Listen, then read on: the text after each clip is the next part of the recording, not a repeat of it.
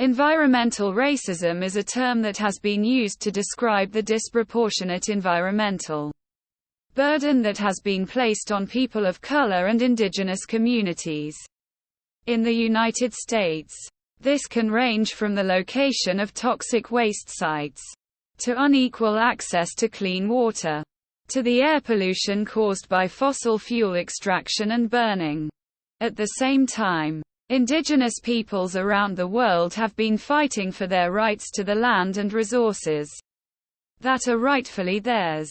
These fights are often waged against governments, corporations, and other forces that seek to exploit indigenous lands and peoples for economic and political gain.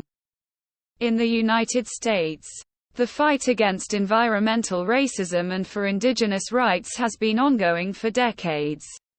Indigenous activists have fought against the construction of pipelines, the pollution of their land and water, and the displacement of their communities.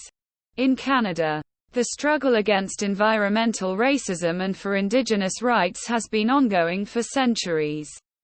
Indigenous activists have fought against the displacement of their communities, the destruction of their lands and resources, and the exploitation of their cultures.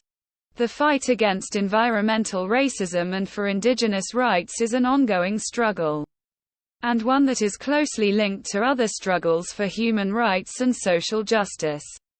Indigenous activists have called for the recognition of Indigenous rights to self-determination, and for an end to the exploitation of their land and resources.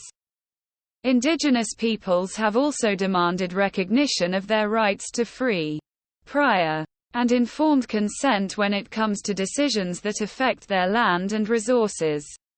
This means that they must be consulted and have a say in decisions that affect their lands and resources.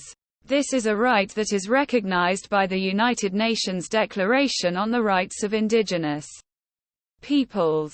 The fight against environmental racism and for Indigenous rights is a struggle that is deeply rooted in history and culture.